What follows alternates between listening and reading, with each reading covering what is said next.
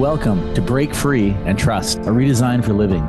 Join me, Chris. And me, Jacqueline, for real conversations about life, death, and everything in between. Learn to connect with your intrinsic power to grow and heal, how to laugh at your own humanness and not take life too seriously. Through healthy conversations between the feminine and masculine, you learn how to harness the power of relationship and the mirror to befriend your shadow and to trust that any obstacle that gets in your way is there to help you grow. Together, working at a practical level, you learn to trust that everything that is happening is for you, your growth, and ultimate freedom. Our circumstances don't matter. It's only how we relate to them that does. Get ready to befriend the wisdom of your body and the power of your mind. Break Free and Trust starts now. Welcome to Break Free and Trust, a redesign for living. I'm Chris. And I'm Jacqueline.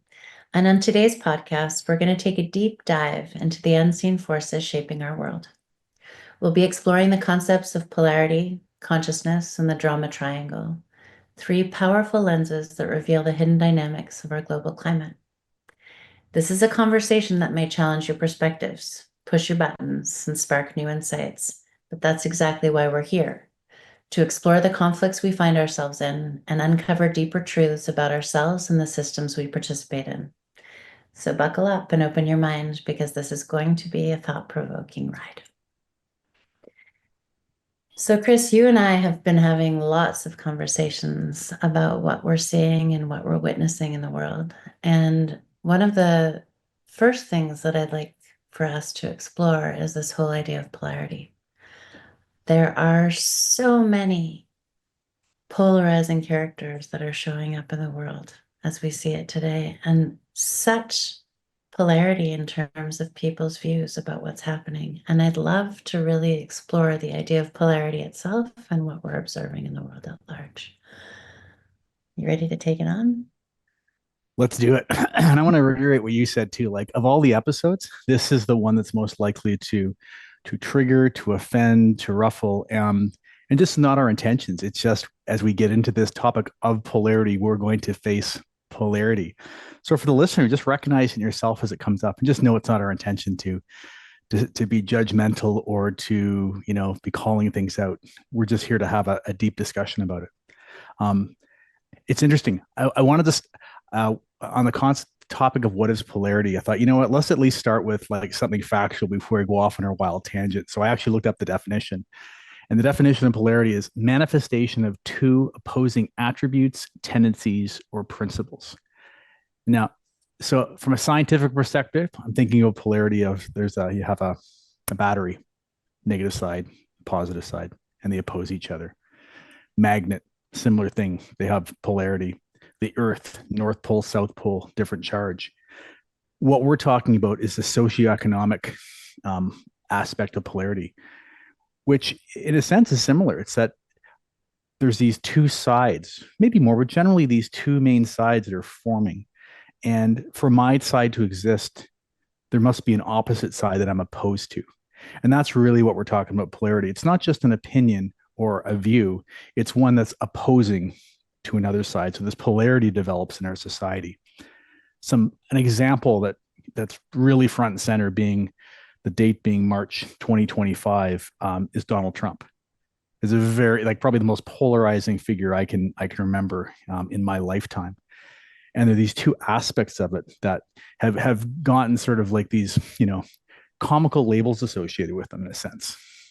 Trump derangement syndrome, which is one side of the polarity where nothing Donald Trump does can be good. Everything's bad. He's evil. He's the next Hitler. He's a fascist.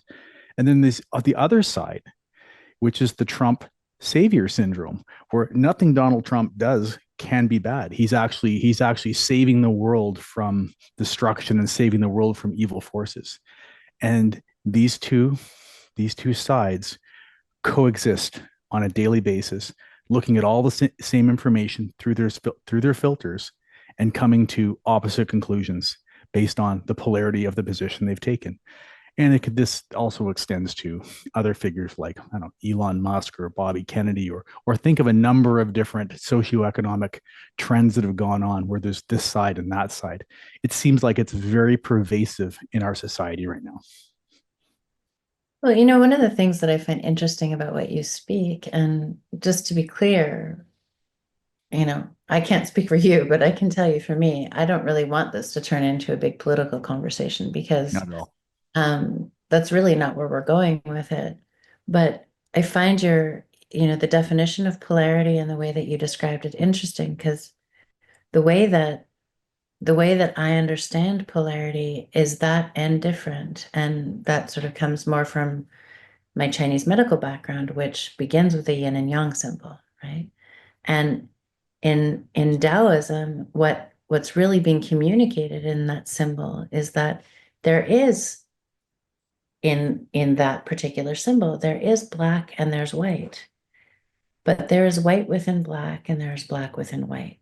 And so what that means is at the darkest point of night is when light comes in. And at the lightest point of the year is when dark begins to come in. They don't exist without each other, and they're actually not separate. They're continuous. And so I think that in a lot of ways, a lot of what's happening in the world is we forget that. We forget that it's a continuum. They're not two separate things, but actually polarity creates a dynamic tension between opposites, and opposites can't exist without that dynamic tension. But we're using polarity as it's showing up to turn on each other in a lot of ways. I think what you said about people can picture that yin and the yang circle with the black and the white and little dots. But also the main message from that is it's the whole. The whole is holding the tension of opposites. The whole is you are both. It's not one or the other. That's complete separateness. And it's the opposite of unity, which is effectively what we are. And so just by definition of even that really simple way of looking at it from that perspective, it's likely that having polarized views or taking on polarity is going to lead to some dis-ease in the body or the body system in some way. You being a body practitioner, maybe it's a good time to jump into how does polarity impact our central nervous system, our emotional state?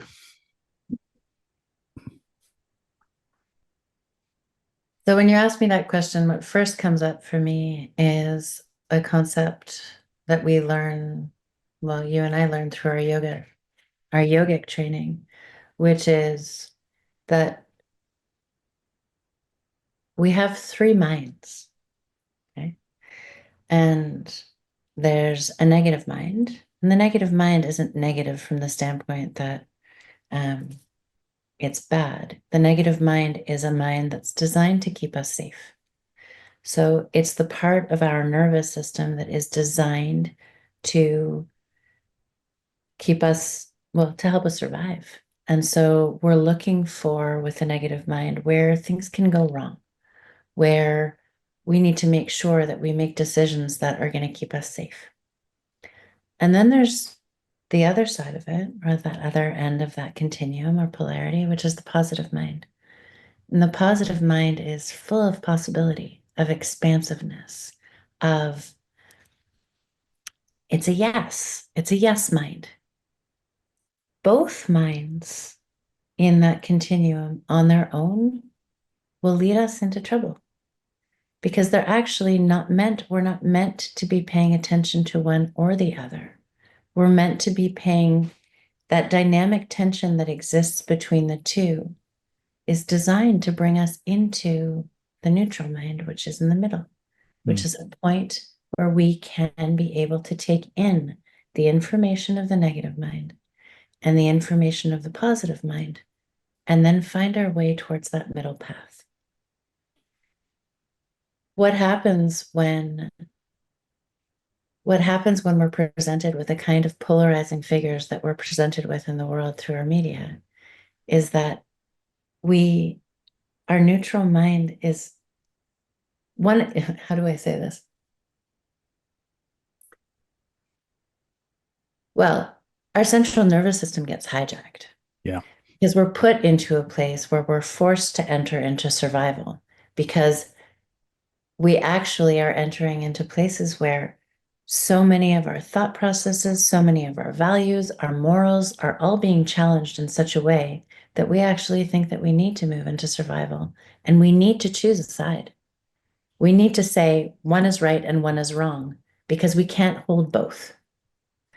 And from that standpoint, we're put into a place where when our mind goes into survival, as we've spoken about on other podcasts, we don't have the capacity to be able to hold what's happening on both ends. Our prefrontal cortex and our frontal cortex shuts down Mm. because all that's awake is the part of our brain that keeps us in survival. And so we can't hold different opinions. We can't think about possibility. Our mind shuts down so much that it becomes so linear and focused on survival that we actually can't hold opposites anymore. And we can't think, we follow. And so when I say that, you know, we can't think, we follow, I think that what's happening in the world at large is that we're being so challenged from a nervous system standpoint, our ideas, our values, our morals, the way we hold the world, what we actually think the world looks like is being so dramatically challenged that when we are presented with a figure that we think can lead us in a direction that will take us in a direction that supports what we believe, we start to follow very quickly and we stop questioning.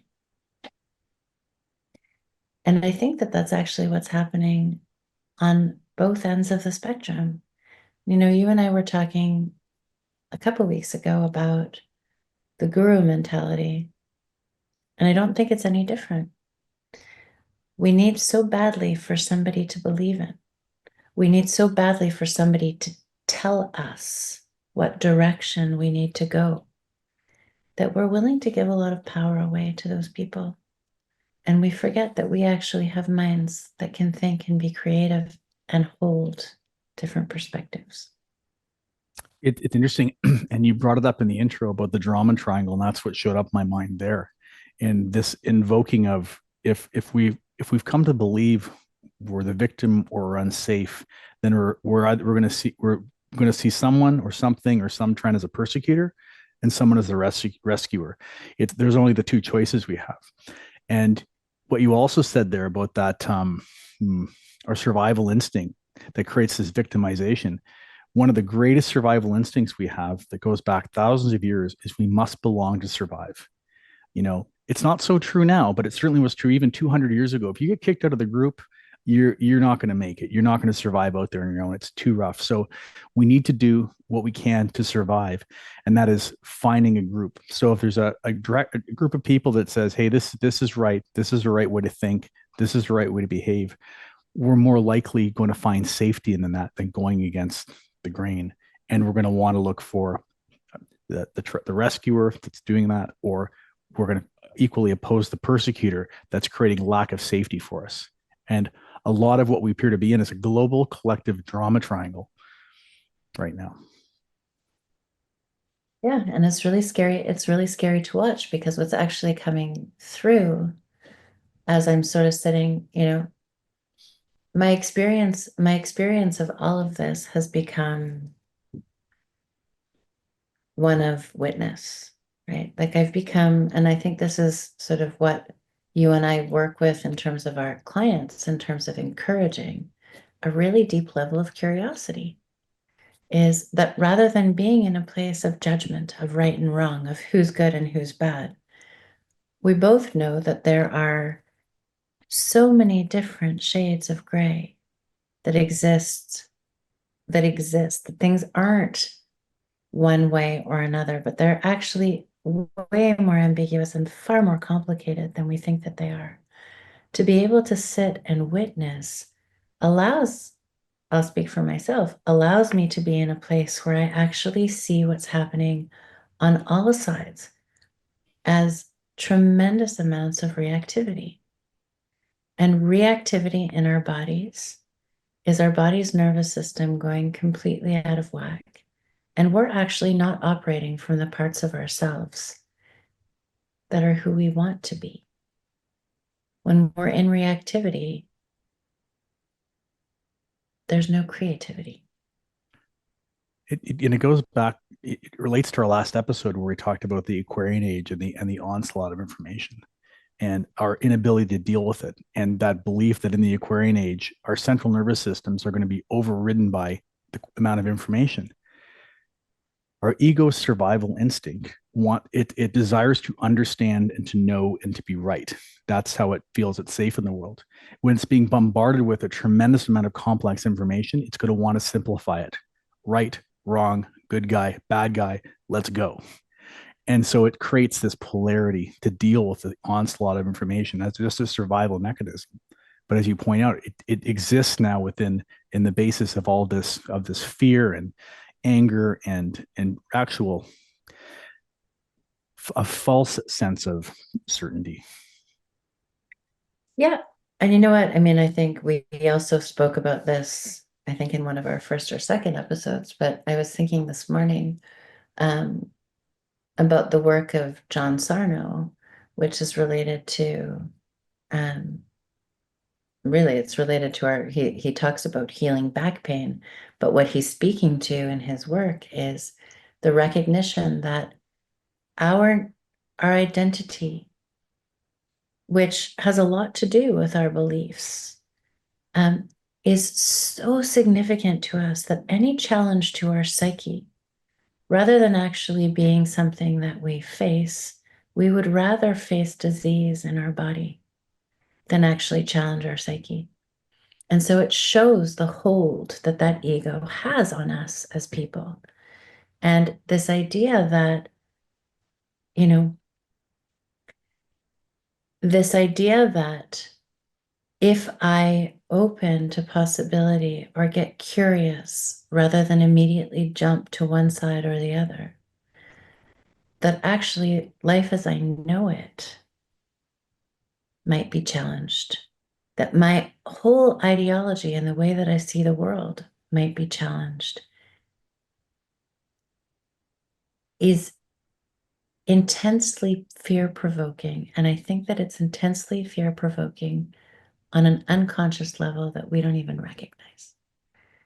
And so, you know, I want to think about an example that we can give our listeners that would help make sense of that.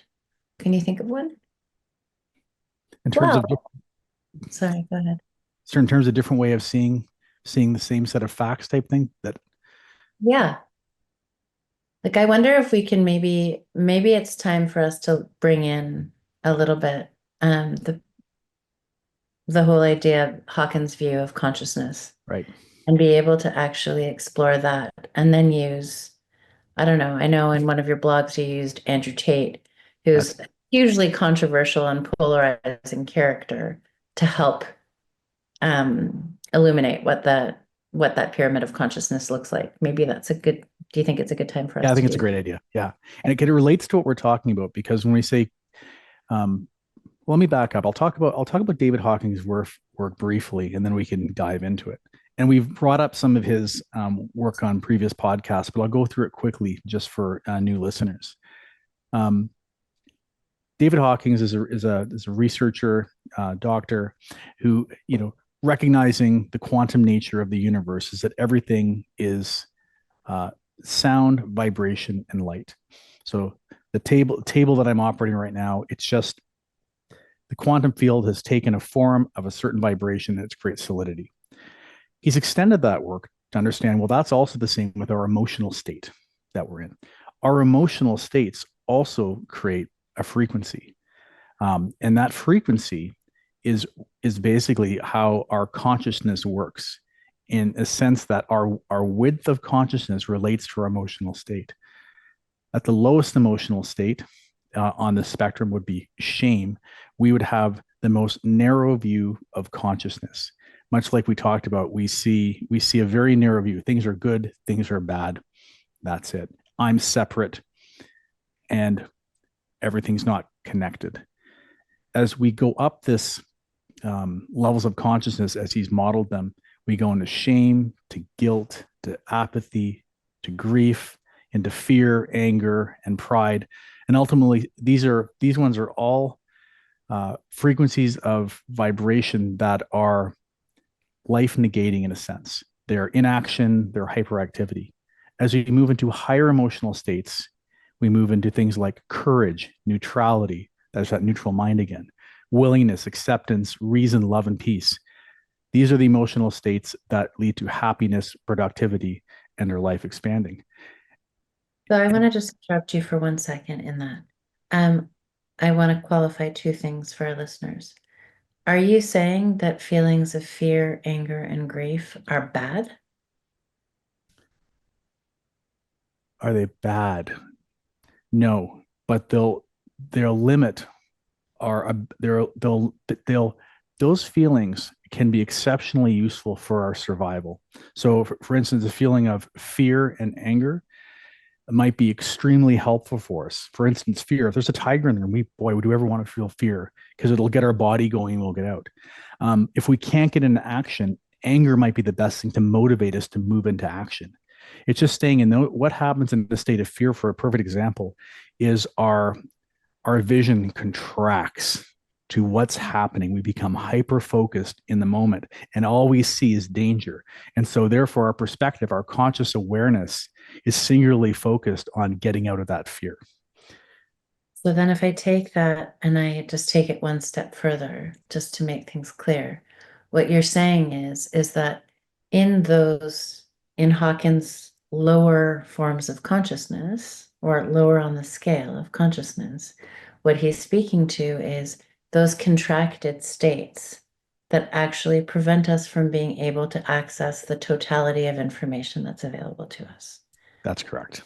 Yeah. Okay. And as we get higher in those levels of consciousness, what's happening is that we're not being driven in the same way by the things that contract us. And I'll speak just because this is the way I see the world. We're not as driven by our shadows, and we're actually more open to the possibility of what's available to us. Yeah, and that's beautifully said. And he draws it like a triangle. Where at the bottom, and he has it's polarity. He actually uses the word polarity at the bottom and unity at the top.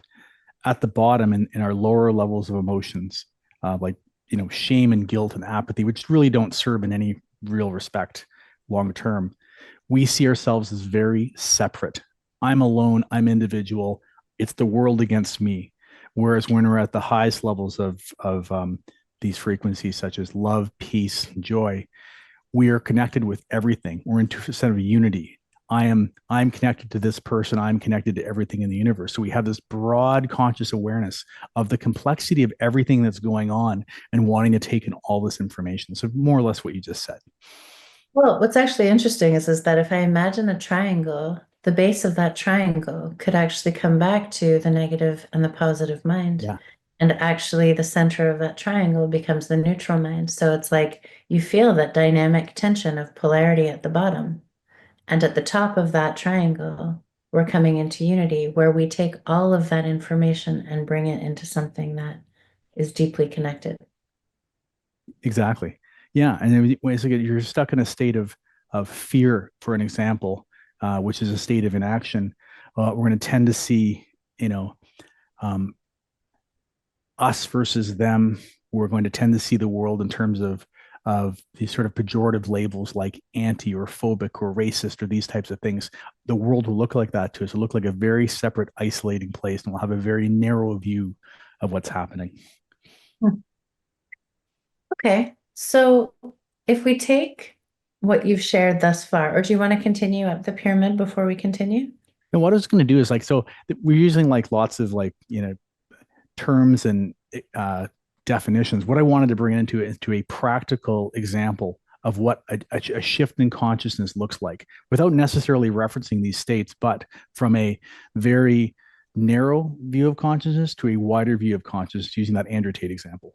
So I kind of love that you went out on a limb and used the Andrew Tate as an example because one, I think it shows a tremendous amount of courage on your part to take a character who is so polarizing Mhm. and be able to actually speak to him, speak of him um, as an example of what this pyramid of consciousness can look like. So I wonder, do you want to go through that? Yeah, I'm going to. And it's like the reason I came up is I will talk. I was talking about consciousness with a number of clients, and they're saying, Chris, I just don't get it.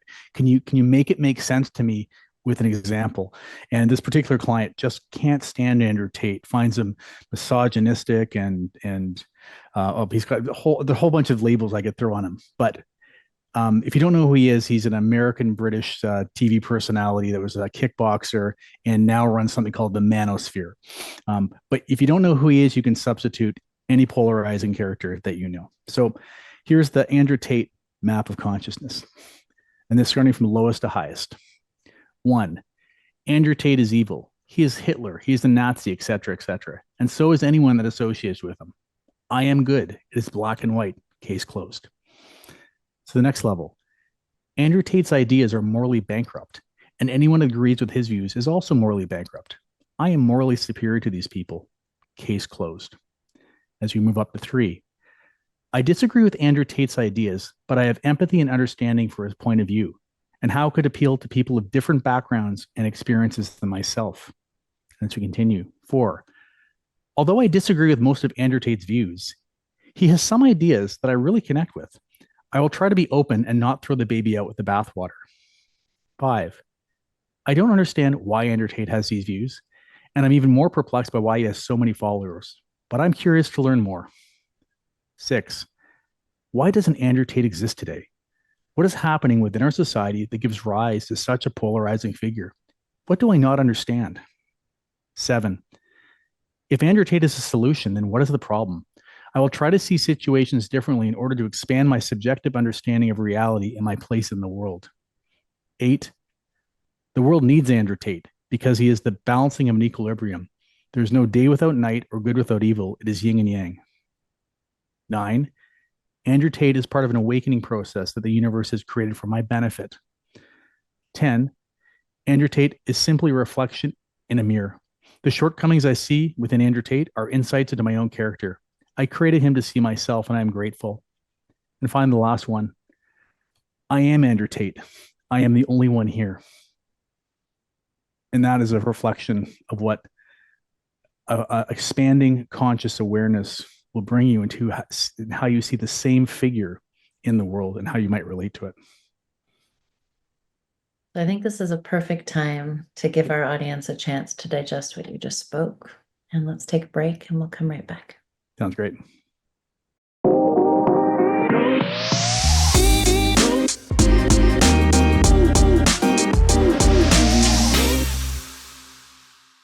And we're back. In the first half, Jacqueline and I finished by describing the levels of consciousness that relates to Andrew Tate, who is has been accused of being a misogynist, runs something called the Manosphere. I'm wondering how that made you feel as a woman. Oh, it's interesting. My perspective, had you asked me the question even a year ago, I probably would have had a very different reaction than the one that I just had. So I'm going to answer from both sides, actually, from both times. At a different time, my reaction would be to feel my body getting really tight, my spine getting really straight, and I would be able to feel, literally feel the armor go up around my chest to protect me from what you were saying, because it goes totally against a belief system that I hold. And so in taking that posture, which, I feel quite often, or I have felt quite often over time, what I'm doing is I'm actually stopping myself from being able to hear you because you're challenging a view that I hold, and somehow you're challenging that view threatens my very existence. I've had lots of practice listening to things that are very uncomfortable for me, particularly since you've entered my life. Um, and I have a very different perspective, which is I think it's curious and I actually think it's accurate. And I think that taking a character like Andrew Tate, who can so easily create distaste for us, and practicing working with a map of human consciousness that allows us to actually play with our ideas, gives us a chance to recognize that we have so much more fluidity within us than we think that we do. If we can work the exercises to be able to play, because what we end up seeing is that rather than being able to take in the world, what we're really doing is we're taking in the world according to a very, very narrow belief system that we carry, rather than being able to take in the world as it is and to be present to what is. We're working to fit it into or out of a belief system that we hold, and then we think that we have the right or the wrong opinion. And actually, we have an opinion according to a very narrow viewpoint that we hold. So I love that. I love that you were able to do it. And I love that you had the courage to put that out in a blog when talking about the map of human consciousness. And you can use a character like that to be able to demonstrate how we can open up as human beings to each other. Forget about it. I mean, at the end of the day, as much as this conversation is about what's happening in the world, you and I work with individuals and with groups, and we're not working with the world stage. We're working with individuals, couples, families, groups. And our wish and prayer is to be able to help each person come into alignment so that they can hold the biggest version of themselves and then invite other people into that place. And I have a feeling that some of what's happening in our society right now is actually designed to play out our own internal dramas on the stage in front of us and put them so front and center that we can't help but look at them. And I think it's quite sad because when I look at the world, what's happening is that rather than being able to see our own psyches playing themselves out, the good, the bad, the ugly, the beautiful, the perfect, like all of this stuff, we're not seeing it as us. We're seeing it as somebody else, and we're seeing it as an opportunity to create hate. I think that's true.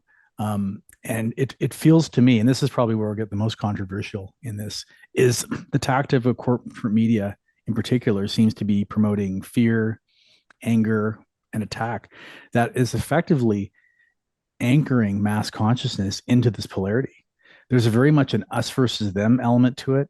There's very much an everyone we don't agree with must be a fascist, and everyone is the next Hitler, or everyone is deeply evil. And it seems to be even the political arena when you listen to our politicians talk. It's identity politics everywhere. It's this creation of victims. It's creating an enemy out of the other side. It's the dehumanization of everybody. Again, using words like Nazis, fascists, criminals, thugs, and then all the pejoratives of anti this, phobic this, racist this. It's all of this categorizations into all these different groups to fight among each other, dehumanizing them, and then stepping back. It almost feels like it's a psychological operation in some extent, and that's the controversial part. And so I only bring that up because I want people to understand the nature of the predicament we're all in. This isn't an easy thing that we're talking about to push through this polarity because it's coming at us 24/7 from every direction we look. Now, maybe I'll see what your thoughts on that too, because that was pretty controversial. I don't think so. I think you're actually, well, I mean, at least in my seat, it doesn't seem so controversial. It's you're speaking truth. And it's all coming at us from the places that we have been taught to trust. So we've been taught that the news is reflective of truth. And what we're coming to in our time right now in particular is this place that we spoke to last time about the Piscean age and moving into the Aquarian age. And you mentioned it earlier in the podcast also, is this place of information was prized. The more information you had, the wiser you were. Now, information is everywhere, and misinformation is everywhere. And it's getting harder and harder to be able to tell what's truth and what's not. And so, actually, in order to be able to find our way through this, our minds need to be turned on. Our intuition needs to be woken up. And the part of us that responds from a reptilian brain in reaction needs to be turned down in order for us to function and be able to actually find our way through this. We are actually being asked to step into the highest level of consciousness that we can in order to be able to take in what's being given to us. And instead, what we're doing is we're buying in to all of the fear, which is designed, in my mind, to control us. And Yeah, I just want to jump in there because you said that like those were like true and false information, disinformation. Even those are the traps. Even 100%. those are the traps of polarity. When you get people arguing about facts, whether they're true or that's misinformation, and it's almost like that's the reptilian mind. What we're talking about here is the shift in consciousness, where we don't look at the information whether it's true or false. We ask, what band of consciousness is this information coming from? If the person speaking it is coming from a place of othering and dehumanizing and being a right or wrong, you're saying, oh, the speaker or the purveyor of this information is, I don't know whether the information is true or false, but it's coming from a very narrow band of consciousness. I should be cognizant of that before buying into it, dropping the whole, getting beyond the right, wrong, true, false. It's this holding the tension of opposites and seeing the world from a higher degree of consciousness. Yeah, and I think that one of the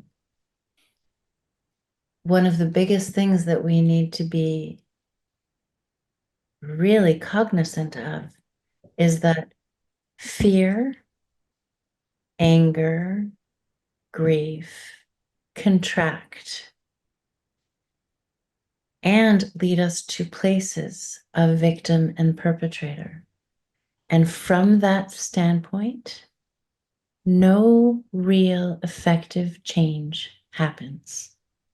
And that's the place that we are stuck in. If you listen to our media, it's designed to make you angry and to make you afraid. And if that's where we go, then that's what continues. If instead we can take it in and recognize, oh,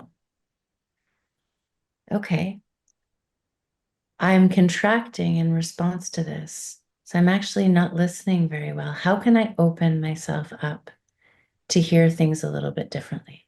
How can I get curious about what's happening? Is it possible that I'm only getting a part of a story? Where's the rest of the story? And start to actually get curious. Curiosity at a time like now is probably one of our most important, is one of the most important stances that we can take. We don't know anything. Right. It's your favorite. You love talking about Socrates. What's his quote? Um, oh gosh, I know that I know nothing, and I'm not even sure I know that. And it relates to the David Hawking's pyramid of consciousness, where willingness, and this is where curiosity comes from. It comes from a combination of courage and willingness. But these are happiness and life expanding states of being. The willingness to explore the other side of something, the willingness to be open to new ideas and not be anchored in fear. It's a really interesting predicament that we find ourselves in today. And you know what's interesting too is like it's today, but it's probably throughout the ages. Um, an author named Paul Levy, who you know I've talked about lots with you. He's written 3 books on the subject called Wetiko. Wetiko was the first North American First Nations names for what was a collective conscious mind virus that it said would affect mass populations and make them see the world in these very black and white polarized views. And this Wetiko would get people to commit genocide, go to war, hate each other, fight each other. I mean, ultimately, we're all human beings that are here to love each other and support each other. Yet we find the world on fire at times, with people harming one another. That's Wetiko. It's always been operating, and stories go back thousands of years of this mass collective mind virus that's overtaken us. So it's not just social media. It's not just mainstream media now. It's been forever. And forever, the sages and saints that have come along, the prophets, have in one way or another been telling us how to operate and get out from under this mind virus that has seemed to have plagued humanity since the beginning of time. You know, what I find interesting is what just came to me as you were speaking is this idea that as long as our attention is focused outside of us on someone else, then we actually are, as long as our attention is focused on a polarizing figure or a polarizing event or a polarizing conflict situation, we do not have the energy required to do our own inner work because we're looking outside. And actually, it's only our own inner work that will deliver us from Wetiko, this mind virus or whatnot. Because the truth is that each one of us has our own shadows. And those shadows are driving our existence. And once we work with and face those shadows within ourselves, or the parts of us that we've deemed unlovable, unlikable, and that we have hidden in the closet and rejected, once we bring those into the fold, we actually become that version of that wholeness that you were speaking of in terms of the yin and yang symbol. And we stop being in polarity. And when we stop operating in polarity, we become incredibly powerful. Mhm. And as long as we're distracted from that work and constantly focusing our attention outside, we can be controlled. So it makes perfect sense that our political climate would exist as it does and has existed as it does throughout the ages, because when it doesn't, we rise. Right. And then we can't be controlled. Yeah. And so these external events, these polarizing figures that get us to look outside ourselves and prevent us from doing the inner work, it traps us there in a sense. But then you look at a character like Jesus as an Mhm. example, who is a character who wanted people only to do their inner work and stop looking outside. And look what one man with 12 students did to the world, and look at what they needed to do to him in order Stop. to stop him. Yeah. Yeah. And so that's a great example. You can use Jesus, you can use many other saints and sages. Gosh, we can use people like Gandhi and Nelson Mandela. And what they're demonstrating of the power of a single individual to change the entire global narrative. And David Hawking's map of consciousness actually it fully explains this. So these frequencies of consciousness, they're not on a linear scale, they're on an exponential scale.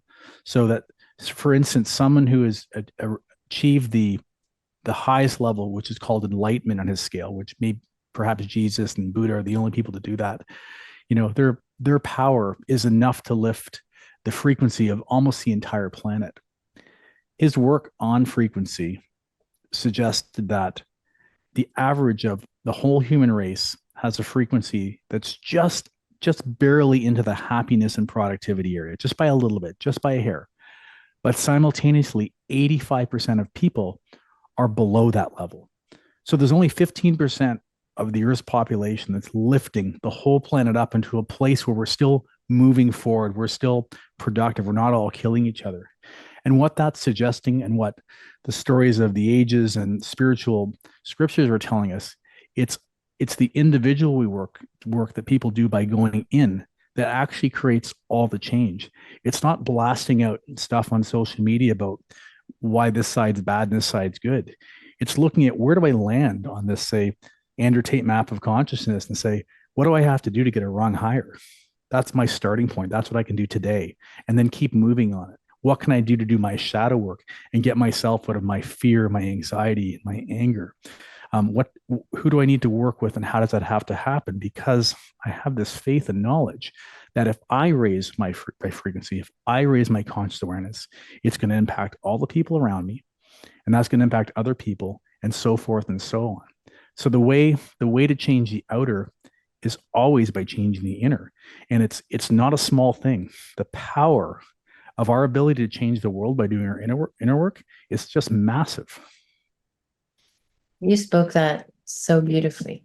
And not only do you speak it beautifully, but I watch you be it beautifully. And I've had, and so have many others, an incredible opportunity to be able to watch how your shift in consciousness and the work that you've done has shifted and continues to shift so many. And I think one of the beautiful things about what you just spoke is that in our current climate, while people are busy feeling angry and hatred and resentment and upheaval in their lives, and see, we watch our friends and people that we know go so deep and dark into what's happening in the world, somehow feeling like in so doing, they're doing their part. But in truth, what we really need to be doing to do our part is be able to look at where we sit and be able to actually challenge ourselves to see things differently with a wider view, to be able to actually up level, and that in so doing we have an incredible capacity to create change. And we might not see that change on a global scale, but we'll definitely see that change contributing to the people that we surround ourselves with, our families, and together begin to raise a level of consciousness in order to affect the change that we're hoping to see in the world. So, how can you and I and our audience begin to work with these ideas in order to change our own lives and therefore begin to be part of that 15% instead of the 85? Yeah, and it's a great question, and it's hard because we've been so conditioned for so long to approach the world differently, to approach the world from you know right and wrong and this type of perspective, and we feel safe in doing it. So in a sense, it's going against our conditioning, it's going against the grain. Often the people that dive heavily into this work, including myself, is when a narrow view of consciousness doesn't work for them anymore because his life's gone bad. I was probably very much trapped in pride and anger and desire until something broke where it said, wait, that doesn't work. There's got to be more to life than this. So I started exploring this and and had that spiritual awakening, for lack of a better word. So there's that route. The other route is, I just listening to something like this podcast or other teachers, and just starting to accept there may be a different way of looking at the world, and the way I've chosen may not be working for me. I'm constantly anxious. I'm constantly angry. I'm constantly scrolling on social media. I'm spending all my time doing that, and I'm in a terrible state. It doesn't have to be this way. What can I do to make a change? What inner work can I do to start seeing the world differently and move to a place of joyfulness? Because joyfulness is a place we can all get to in our lives, and that's often means we have a love and respect for all our fellows. Well, we have a love and respect for all of our fellows, but we have a love and respect for ourselves first. So Mhm. here's my viewpoint. in order to be able to affect real change in the outer world, we have to first do real change on the inner world. And there is a polarizing character within each one of us that we've been carrying around from the time that we were very small. It's a character that we decided was unlovable and wasn't worthy, that had feelings that people couldn't digest and that we decided not to accept. And we put them, her, him, them into the cupboard. And when we did that, we decided that they were bad and that we were good. And so everything that we do is going to be to protect them from ever being seen because they're not a part of us that we accept. The only way that we become accepting of people around us is when we're willing to actually go and start to look at the parts of ourselves that we've rejected and find a way to be compassionate and tender and recognize that the parts of ourselves that we didn't like were parts that were expressing themselves perhaps in ways that didn't get what they wanted, but were needing so badly of love. And when we can meet them rather than turning our backs on them, when we can meet those parts of ourselves with love, we begin to recognize that everybody around us that's acting out is acting out because they're seeking love and they feel unlovable. And when we can do that and we can meet those parts of ourselves tenderly, our bandwidth for being able to sit with other people and not be in judgment of them, but recognize the deep humanity in them becomes possible. And when we do that, we're inviting people to meet those parts of themselves, and we transform the world one person at a time. But the person that begins that process is us. It has to be.